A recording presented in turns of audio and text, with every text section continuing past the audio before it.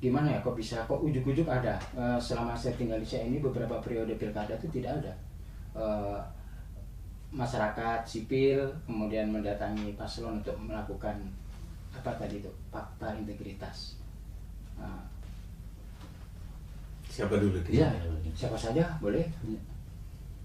Kita membempah.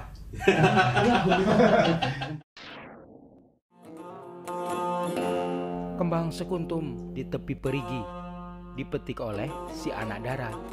Assalamualaikum, semangat pagi para netizen sejagat raya.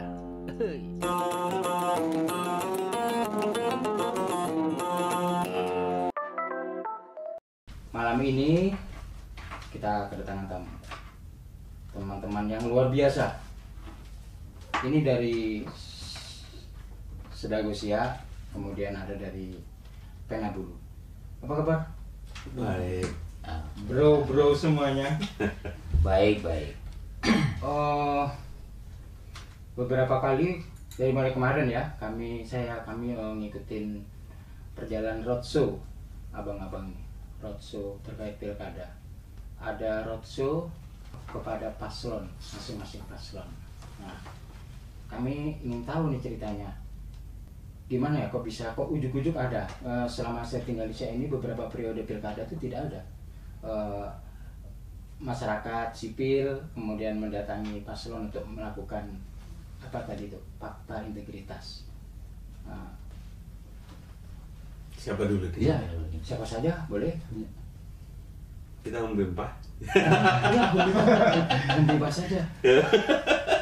Oke, silakan Bang, dari yang muda duluan. Iya, boleh. Baik, terima kasih. Mungkin saya kenalkan dulu, saya Tommy Tamzil Hadi Putra. Ya. Saya tergabung di Sedago Siak, tapi lembaga saya perkumpulan Teras Riau. Roadshow yang dilakukan oleh koalisi berkelanjutan ini sebuah kesempatan sih buat kita yang ada di Siak, khususnya yang memerhatikan lingkungan, bisa berkomunikasi dengan para calon sebelum mereka duduk atau terpilih menjadi bupati dan wakil bupati. Nah, ini barangkali sebuah kesempatan bagi kita untuk bisa menyampaikan pandangan kita tentang kondisi lingkungan, khususnya karena koalisi ini berbicara tentang kondisi lingkungan dan tentang reformasi birokrasi. Nah, 2 poin ini menjadi target sebenarnya bagi kita. Saya Setio, saya dari Penabulu. Pada kesempatan ini sebenarnya kami ingin belajar dengan teman-teman yang ada di Siak dan Riau, bagaimana upaya mendorong isu lingkungan dan ketangguhan menghadapi bencana begitu di wilayah Riau, khususnya Siak, karena kami juga selain di Siak kami juga ada pembelajaran yang kami lakukan itu di Pelalawan juga. Nah, dari pembelajaran itu mungkin kami akan bisa mendapatkan pengalaman yang berharga untuk bisa mendorong di daerah yang lain untuk bisa mengawal isu pilkada ini dengan memasukkan isu lingkungan dan ketangguhan bencana begitu. Jadi ya pastinya kami akan belajar banyak dengan teman-teman yang ada di Riau dan Siak. Ya. Penabulu ya. Iya. Nah, itu memang di isu-isu pilkada saja? Enggak. Kalau Penabulu sendiri kan awalnya memang sebetulnya apa sih Penabulu itu? Sebuah lembaga yang didirikan untuk membantu mendampingi organisasi masyarakat sipil di Indonesia begitu. Jadi awal didirikan kami fokus untuk pendampingan organisasi masyarakat sipil khususnya di pengelolaan keuangannya. Itu di awal-awal kami berdiri tahun 2002. Selanjutnya kemudian mulai tahun 2007 kami diajak bermitra untuk isu kesehatan. Terus kemudian 2010 mulai ke isu lingkungan, karena ada beberapa teman yang bergabung terus kemudian fokus di isu lingkungan begitu. Nah kalau saya sendiri memang sejak awal bergabung dengan Penabulu baru tahun 2015 saya bergabung. Itu memang spesifikasi atau tugas yang diberikan kepada saya itu isu good governance gitu. Nah karena saya juga harus belajar dengan isu Penabulu yang lain, karena setidaknya ada 9 isu di Penabulu yang diperjuangkan. Ada isu lingkungan, isu desa, isu ketahanan pangan, kemudian pembangunan inklusi, terus kemudian akuntabilitas dan transparansi, kemudian ada pendidikan dan IT, kemudian ada komoditi, dan satu lagi apa lupa saya. Nah di isu lingkungan ini kami coba mix dari sekian isu itu, misalnya bagaimana isu lingkungan ini dengan good governance, bagaimana isu lingkungan dengan IT, gitu. Itu kami sedang melakukan uji coba. Dikaitkan ke situ ya. Iya. Om Santo, Ya. diperkenalkan Om. Netizen Di sana ya kamera ya. masih belum banyak yang tahu. Ya, saya Santo, dinamisator Sedausia. Sedausia itu kalau bahasa Indonesia saudara ya, saudara Sia. Nah sebenarnya kami membentuk Sedausia itu sebenarnya antitesis dari banyak isu lingkungan, banyak isu-isu yang ada di Riau. Ketika kita bicara Riau itu selalu bicara tentang masalah. Kami mau cari kabupaten yang punya komitmen untuk isu-isu lingkungan. Dari sekian kabupaten yang di Riau, kita pilih salah satunya Sia. Lalu kemudian kita mendukung upaya perbaikan lingkungan di Sia. Jadi Sedausia dengan 21 lembaga yang berada di nasional, kemudian di provinsi dan di Sia itu Lokal ya. membangun kemitraan, mendukung program-program lingkungan, terutama untuk Sia Kabupaten Hijau. Itu yang kami lakukan sejak 2017 yang lalu. Jadi Sedausia itu berdiri di tahun 2017. Ya. 2017. Anggotanya Ada 21 lembaga. 9 dari nasional, 9 dari Riau, 3 dari Sia. Yes ya. Bung Tom, Ya. kalau melihat Sia seperti yang disampaikan tadi sama Bung Santo, mimpi besar apa sih sebetulnya tentang lingkungan di Sia ini? Nah, tapi lihat kondisi sekarang, kita bisa saksikan bahwa apa yang terjadi dengan kita bicara di Sia, ya apa yang terjadi di Sia. Ya. Kebakaran, kita rasakan panas, cuaca yang tidak menentu. Itu reaksi alam terhadap apa yang sudah kita lakukan dahulunya. Nah, kita tanggung jawab untuk bagaimana harus ini, katakan bahwa ini kita tidak akan bisa bertanggung jawab untuk kembali lagi yang seperti dulu. Tapi setidaknya ada perubahan lebih baik lah. Dari segi pemerintahan juga harus bisa bertanggung jawab dengan komitmen yang harus dalam kebijakan. Kita sama-sama untuk membangun bahwa mimpi untuk bisa kembali itu tidak mungkin, tetapi mimpi yang indah untuk alam itu adalah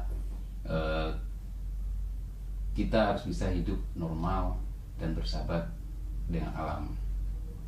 Itu yang sederhana menurut saya. Tapi mimpi buruknya ada.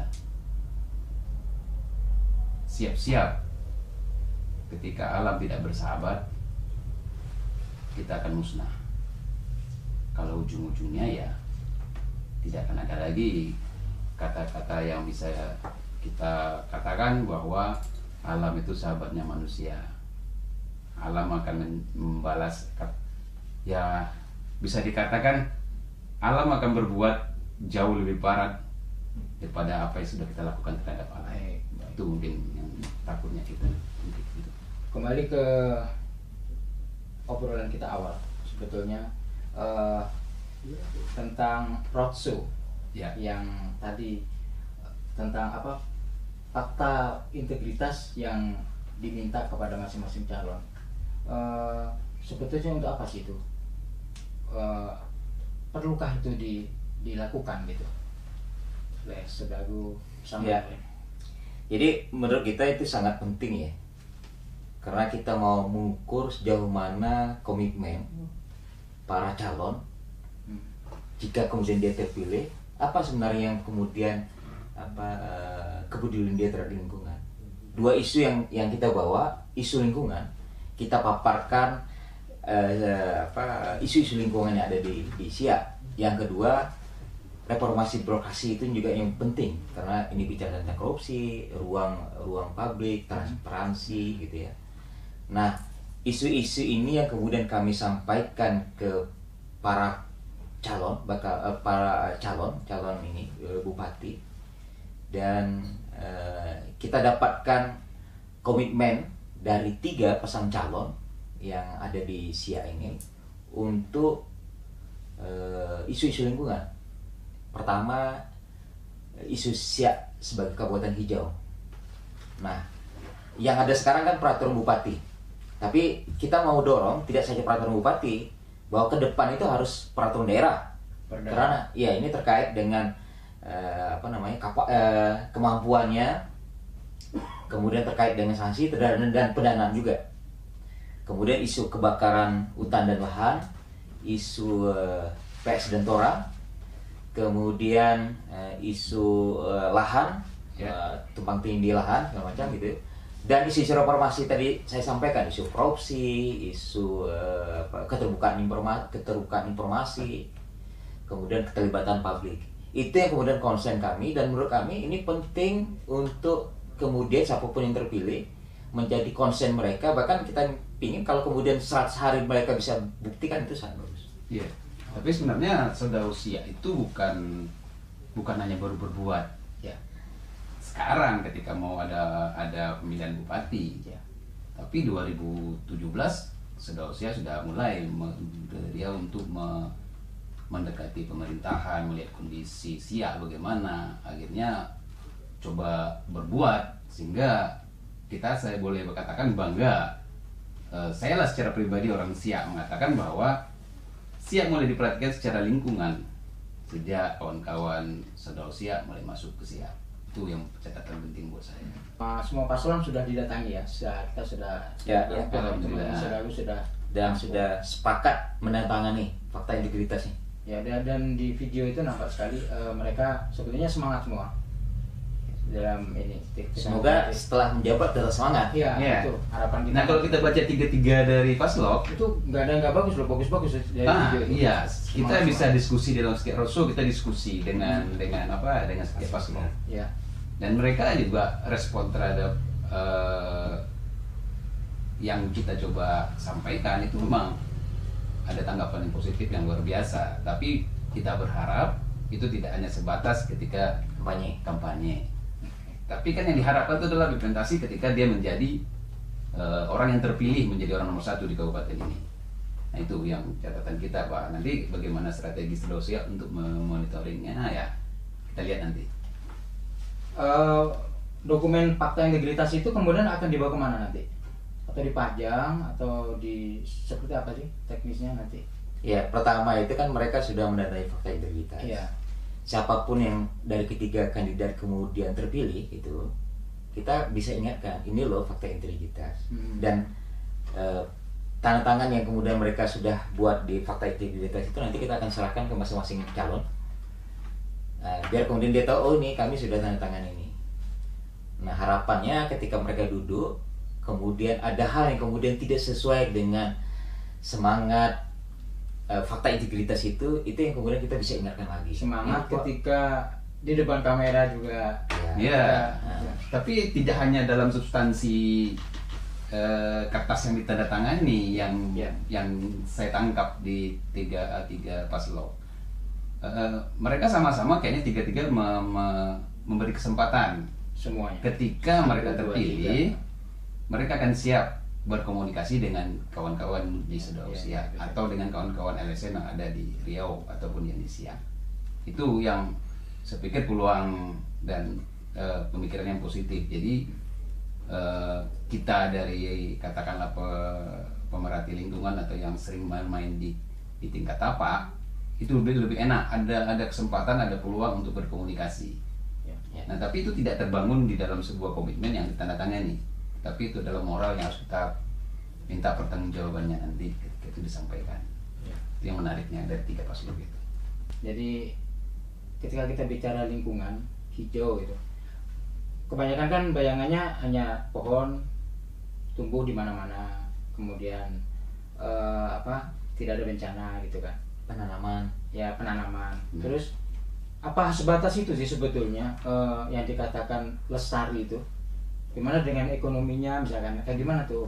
Nah, kalau konsep siak hijau yang kami buat, kemudian kita komunikasikan lebih lanjut dengan pemerintah, bahkan pemerintah membuat peraturan bupati gitu ya, itu sebenarnya bukan hanya bicara murni lingkungan, tapi ketika kami bicara lingkungan tidak terlepas dari ekonomi juga. Karena kami punya pengalaman masyarakat dilarang membakar, tapi kemudian perut mereka lapar. Sehingga yang terjadi apa? Ya mereka harus, karena mereka butuh makan gitu ya. Nah, maka konsep kami untuk siak hijau itu kan lebih pada melihat juga, bukan bicara lingkungan saja, tapi pembangunan, kemudian lingkungan, pembangunan, dan ekonomi. Intinya tadi yang disampaikan Bung Tommy tadi, ya keseimbangan kan, keseimbangan. 3 pendekatan kami, 1 pendekatan kebijakan, kalau terkait dengan kebijakan. Yang kedua pendekatan landscape, hamparan, karena lebih dari 50% di Siak ini atau 58% itu adalah gambut gitu, dan itu juga sangat terancam gitu ya, gambut. Nah, ketiga itu yang kedua pendekatan landscape dan base management practice. Artinya inisiatif-inisiatif masyarakat yang ada di kampung segala macam yang bagus untuk lingkungan gitu ya. Itu yang kemudian kita dorong, termasuk ekonomi kreatif kan. HBK misalnya. Nah, yang ketiga pendekatan ekonomi itu pasti juga menjadi perhatian. Jadi jangan dipikir ketika kami bicara lingkungan itu hanya bicara pure lingkungan tanpa mempedulikan aspek masyarakat segala macam. Jadi lebih pada semua hal itu yang kemudian kami diskusikan untuk bicara siak sebagai siak hijau itu. Karena apapun yang baik gitu, misalkan kalau pariwisatanya bagus, tapi kalau di lingkungannya ini kan artinya dampaknya kemana-mana. Jadi Penabulu seperti apa memandang ini? Ya, kami sendiri dari Penabulu kan meyakini sebenarnya bahwa pembangunan berkelanjutan atau kemudian yang kita sering sebut lestari itu, manakala kemudian kita bisa bisa bekerja sama dengan semua pihak untuk kemudian tanpa ada yang ditinggalkan atau kemudian tanpa meninggalkan masalah begitu. Jadi misalnya kemudian ketika kita membangun sebuah kawasan itu harusnya kita mempertimbangkan aspek berbagai aspek seperti tadi yang sudah disampaikan oleh Mas Santo tadi. Jadi bagaimana pertimbangan aspek misalnya lanskapnya, kemudian di wilayah yang mau dibangun itu bagaimana misalnya sanitasinya, bagaimana sirkulasi udaranya, terus kemudian bagaimana pengembangan ekonomi masyarakatnya, itu menjadi pertimbangan dari berbagai sisi, sehingga kemudian kita tidak meninggali masalah bagi generasi-generasi selanjutnya begitu. Karena kadang ketika kita hanya mempertimbangkan dari satu sudut pandang saja, itu kita kadang tidak sadar sedang mewariskan masalah bagi generasi-generasi selanjutnya. Jadi ya apa yang kita lakukan seharusnya juga dipertimbangkan dari berbagai sisi sudut pandang begitu. Om Santo terutama yang tentang siak hijau. Kenapa kepikir siak yang sepertinya yang menjadi pilihan ya. Ya. Apa sih spesialnya sebetulnya? Ya. Secara spesifik itu apa? Kenapa kok siak? Ya itu. Jadi kami melihat Riau. Awalnya kan itu melihat Riau, tingkat deforestasi yang tinggi, kondisi gambut yang terdegradasi, kemudian kebakaran hutan dan lahan hampir setiap tahun gitu ya. Ini yang terus terjadi, banjir, kemudian kekeringan. Nah, itu yang kemudian kita lihat, kemudian bahwa misalnya terkait dengan ini hutan tanaman yang banyak, kemudian sawitnya yang banyak, kemudian daya dukung daya tampungnya yang tidak memadai gitu kan. Sehingga isu lingkungan itu kan selalu ketika kita bicara lingkungan itu Riau kami melihat masalah miniatur, masalah bahasa saya miniatur masalahnya Indonesia itu ada di Riau untuk lingkungan. Nah, itu yang bertahun-tahun misalnya kami selalu potret gitu ya, evaluasi terkait dengan kualitas lingkungan hidup, terkait dengan lingkungan hidup yang di Riau. Lalu kemudian kita berpikir di antara sebanyak kabupaten mana yang kemudian mempunyai modalitas untuk kemudian dorong sebagai percontohan. Jadi kami tidak saja bicara tentang kerusakan, tapi bicara tentang harus ada model gitu ya. Terlepas dari plus minus, kelemahan segala macam, harus ada yang satu kabupaten yang dimunculkan. Dari pilihan-pilihan masalah-masalah itu, kita lihat Siak relatif punya modalitas untuk kemudian kita bisa dukung atau kita bisa dukung menjadikan kabupaten hijau. Ya bukan berarti kondisi Siak yang dalam kondisi lingkungan yang terjelek di kabupaten di provinsi Riau ya. Nah itu mungkin poinnya. Ya. Bukan kondisi yang terjeleknya bukan pilihannya bukan Siak itu bukan karena kondisi yang terjelek. Bukan. Nah itu harus catatannya. Ya, jadi memang ada modalitas, ada komitmen pemerintahannya. Nah itu catatannya. Yang kemudian ternyata modalitasnya bagus, misalnya terkait dengan Sungai Siak. Kemudian ada komitmen menanam pohon, kemudian ada fasilitasi untuk STDB masyarakat, kemudian ada perda adat gitu ya. Itu yang kita lihat ada modalitas pertama dalam konteks pemerintahan, sehingga Siak itu kemudian dijadikan pilihan. Jadi saya selalu bukan Siak yang buruk, bukan. Kita cari modalitas dan modalitas Siak menurut kita waktu itu di antara minus-minus yang lain Siak itu mungkin bisa gitu ya. Dan itu kami tidak bertepuk sebelah tangan, ternyata direspon positif juga dengan pemerintah Siak. Akhirnya jadilah 2016 itu kita pemerintah Siak launching komitmen Siak sebagai kabupaten hijau. Waktu itu di Hari Lingkungan Hidup Dunia yang di Siak gitu ya. Menteri datang ya. Waktu Menteri datang, kemudian 2017 kami membuat konsorsium itu Sodawak Siak.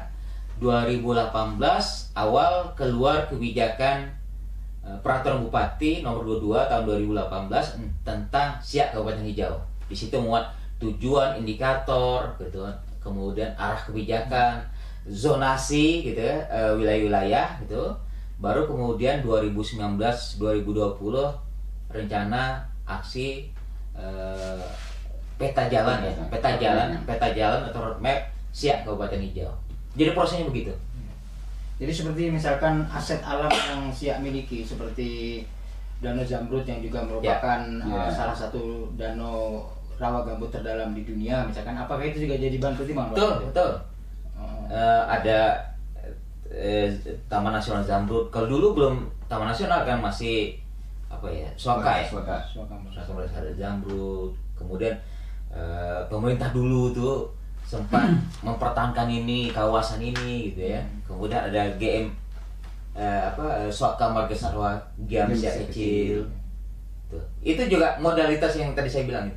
Modalitas yang kemudian kita bilang ini. Nah, selain ada masalah itulah hampir sebagian besar 58% Riau Siak ini adalah gambut, kemudian 68%-nya itu mengalami degradasi. Nah, kemudian kita hitung karbonnya, plot pas karbon sampai 16 megaton gitu yang dilakukan kawan-kawan risetnya per tahun juga terjadi. Kemudian penyusutan hutan sampai 200.000 hektar gitu 2010 sampai 2016. Nah, di antara itu kemudian kita lihat ada komen minimal itikat baik pemerintah Siak yang kemudian kita dukung apa yang menjadi itikatnya pemerintah Siak.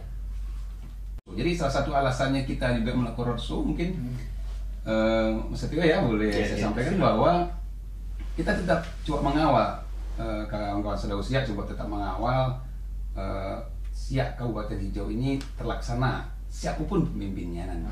Nah itu yang kita akan tetap jaga. Nah kondisi yang sekarang ini ya boleh saya katakan bahwa maaf kalau salah ya Santo ya sama Mas Setio, Siak Kabupaten Hijau belum menjadi roh di sini. Di kabupaten, karena yang kenapa tuh? Saya hanya melihat bahwa ketika kita bicara Siak Kabupaten Hijau di tingkat OPD itu belum menjadi sesuatu yang kita ini Siak Kabupaten Hijau loh, itu belum dapat. Terus kita kait sama ini desa, bisa orang desa mengatakan apa iya Siak ini menjadi sebuah Siak Kabupaten Hijau. Tapi boleh dibanggakan juga lah, boleh saya cerita tentang ada sebuah desa yang sudah menerjemahkan itu menjadi sebuah kampung. Itu disebut kampung hijau. Itu di Kecamatan Bungaraya, Kampung Temusai. Kemudian keluar juga peraturan desa tentang Temusai Kampung Hijau. Nah, kalau ini diimplementasikan semua desa yang berjalan seperti ini, sebuah pekerjaan yang ringan. Artinya semua orang, semua desa sudah berpikir gimana nih mewujudkan kampungnya menjadi kampung hijau. Secara otomatis kabupaten akan menjadi Kabupaten Siak Hijau. Mudah-mudahan ini terwujud. Amin. Dari Penabulu sendiri sebetulnya nanti apa? Ini saya sebagai orang Siak ya. Jadi apa sih nanti sumbangsihnya gitu? Apa hanya berakhir setelah masa pilkada ini atau nanti berkelanjutan? Ya, seperti di awal saya sampaikan ya, kami awal istilahnya niatan awal kami adalah belajar bagaimana kok bisa teman-teman organisasi masyarakat sipil di Siak ini untuk bersama-sama memperjuangkan sesuatu gitu. Karena yang kami temui di beberapa daerah lain itu agaknya susah untuk beberapa organisasi masyarakat sipil bahkan yang itu isunya sama itu untuk dalam satu gerakan yang cukup besar yang itu bahkan kalau kemudian kita ngomong itu atas dasar kerelawanan teman-teman gitu loh, atas dasar kerelawanan teman-teman masing-masing gitu. Ya itu kan nggak banyak di kabupaten-kabupaten di daerah-daerah itu, lebih banyak bersaing dengan kegiatannya sendiri, duduk bersama itu juga. Apalagi kemudian ketika kita naikkan organisasi masyarakat sipil yang kemudian bersama-sama ini komunikasi dengan pemerintah daerah dan ketemu. Nah, memang hal yang sama ini pernah kami pelajari juga di wilayah lain di Sumatera Selatan. Tetapi di sana juga ketika mendudukkan teman-teman organisasi masyarakat sipil dalam satu gerakan besar bersama itu juga tidak mudah gitu. Dan belum pernah ada. Ada. Mungkin ada, tapi kami sendiri masih belum ketemu gitu ya, yang seperti yang dilakukan oleh teman-teman ini. Jadi saling mendorong, saling mendukung, kemudian istilahnya perbedaan baju, strategi, baju dan cara pandang itu biasa gitu. Ya. Saya menarik tadi yang disampaikan tadi Mas Setio. Jadi memang di awal-awal gitu ya, proses kami kemudian berkonsolidasi akhirnya gitu ya, itu kan lebih pada kami datang tanpa ada apa-apa gitu. Jadi kami datang pertama itu nggak ada donor, nggak ada apa, tapi ya misalnya dari ada beberapa teman-teman dari Pekanbaru gitu ya ke sini, itu kan perlu sewa mobil segala macam gitu. Akomodasi. Dan itu kita orang-orang sum-suman gitu loh. Dan itu proses yang panjang yang kami lalui sampai kemudian ada ini terbentuk Sudausia. Dan proses itu panjang lagi sampai kemudian terbentuk peraturan bupati tentang Siak Kabupaten Hijau. Jadi memang kami di awal itu tidak beda dengan ini ya. Kamu perhatikan misalnya kalau kemudian ada proyek dana segala macam Ya. lebih gampang. Tapi yang kami bangun di awal itu sama sekali tanpa itu. Jadi Kami bekerja betul-betul berangkat dari keterbatasan. Iya, iya. Itu yang kami lakukan. Nah, yang kedua, kita kan punya protokol komunikasi juga. Kita berharap, misalnya ini kan ada teman-teman nasional, ada teman provinsi, ada teman kabupaten. Siapapun yang kemudian masuk ke Riau, siapapun yang kemudian masuk ke Siak, gitu ya. Kita berharap mereka harus berkoordinasi dengan kawan-kawan yang di Siak, gitu ya. Karena pingin kita jangan kemudian tiba-tiba teman masuk tanpa koordinasi buat program sendiri dan kawan-kawan Siak itu jadi penonton. Itu yang sebenarnya kami misalnya di sekretariat kan wanti-wantinya itu tetap berkoordinasi. Makanya beberapa kawan-kawan dilibatkan tidak misalnya kalaupun tidak lembaganya personal dilibatkan dalam program A, program B, program C gitu loh. Dan itu yang menjadi itikat kami misalnya di sekretariat, bagaimana kemudian itu bisa berjalan. Kemudian ya ke depan tuh itu juga akan semakin meningkat sehingga keterlibatan teman-teman di Siak, teman-teman di Riau bukan sebagai penonton kawan-kawan di nasional atau di internasional gitu, tapi mereka juga berkontribusi di kampungnya sendiri gitu. Iya, saya kalau dari Teras Riau lah mengatakan bahwa adanya Saudara Siak luar biasa bantuannya. Baik secara kelembagaan, biarpun terhadap lingkungan yang ada di Siak. Nah, kalau secara kelembagaan ya katakanlah bahwa bisa dikatakan untuk sebuah NGO lokal itu untuk bangkit naik ke atas itu sulit kalau tidak punya jaringan. Itu kuncinya kalau biasa saya pengetahuan saya tentang NGO. Nah, yang Teras Riau coba bangun itu dan alhamdulillah kita tergabung di Saudara Siak yang punya kawan-kawan di provinsi dan nasional. Nah, itu yang saya rasakan untuk di lembaga yang saya pegang. Kemudian untuk di lingkungan ini tidak main-main kekuatan kawan-kawan ini. Terus terang saya katakan, ini tidak main-main. Jaringan yang ada kawan-kawan miliki, Saudara Siak itu punya jaringan. Udah katakanlah ada 21 anggota tadi dari Saudara Siak. Tetapi dia dari 21 ini punya jaringan tersendiri juga. Dan itu bukan jaringan-jaringan yang sifatnya bisa dipandang sebelah mata. Hati-hati dengan kawan-kawan Saudara Siak ketika dia mengatakan melihat kondisi lingkungan yang berbahaya dan tidak layak, mereka bisa berkomitmen dan berstatement, dan itu pasti didengar oleh kalangan internasional. Saya ingatkan di situ. Jadi yang kita bangun. Anda ini ngancam siapa? Tidak, kita tidak mengancam, tapi harus ada yang mengawal itu. Nah, saya hanya mengingatkan itu. Nah, apalagi ya ini bermainnya di Siak. Saya sebagai orang Siak nih mengatakan seperti itu. Dan memang tidak semua lapisan masyarakat lah yang katakan untuk kenal dengan Saudara Siak. Tapi di tingkatan pemerintahan kabupaten, saya pikir Saudara Siak sudah cukup memberikan peran. Katakan seperti itu. Mungkin itu ya catatan penting saya untuk kawan-kawan Saudara Siak. Dan terima kasih buat Saudara Siak yang sudah berbuat di Kabupaten Siak.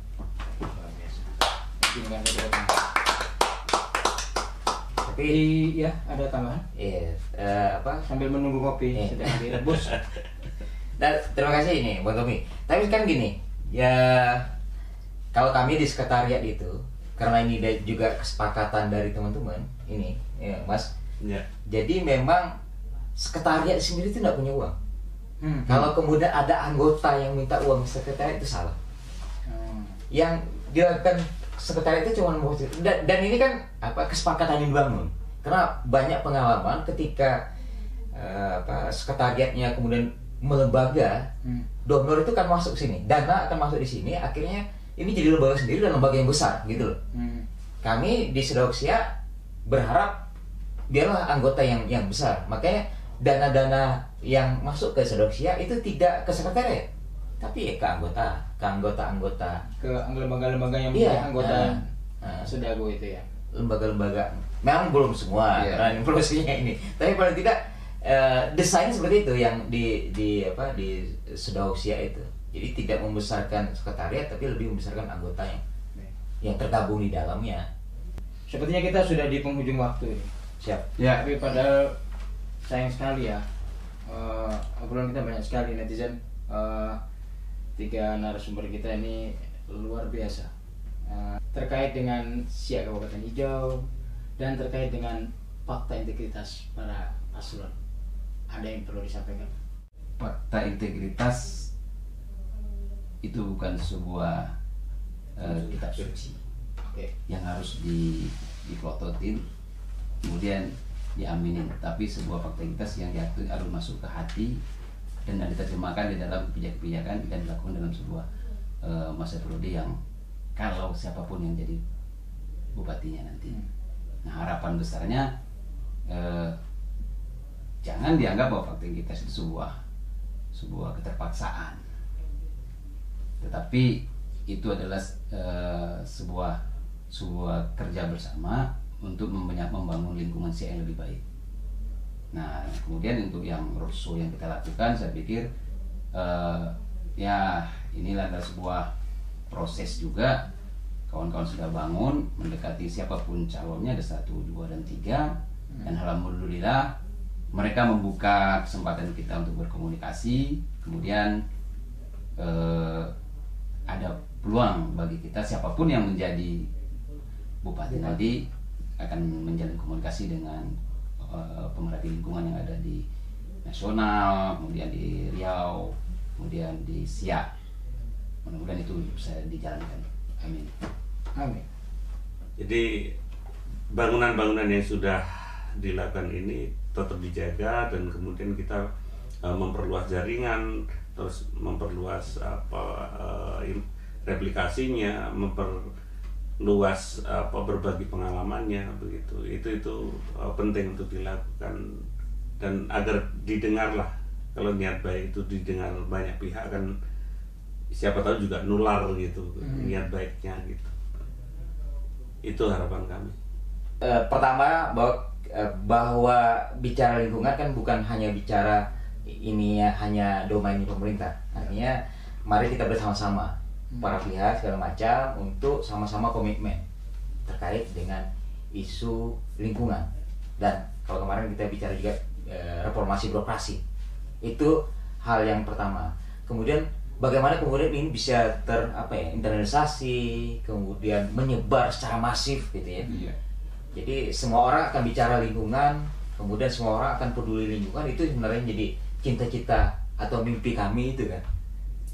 Tidak saja semua orang bicara, tapi bagaimana kemudian semua orang bisa menjalankan komitmen lingkungan segala macam gitu, sehingga harapan Siak sebagai Siak hijau itu benar-benar bisa terrealisasi gitu kan. Yang selanjutnya itu ya Perda Kabupaten Hijau itu ditingkatkan, kebijakan itu ditingkatkan menjadi Perda dengan harapan dengan itu menjadi kebijakan, kemudian jelas sanksi jelas, kemudian aturannya menjadi sangat tegas, kemudian anggaran bisa diinikan, sehingga di dalam implementasinya berharap benar-benar bisa terrealisasi dengan baik. Poin gitu. Baik, terima kasih. Netizen, Bang Taufik memasang luka dipasang satu persatu. Billahi taufik wa hidayah. Wassalamualaikum warahmatullahi wabarakatuh. Waalaikumsalam warahmatullahi wabarakatuh. Wabarakatuh.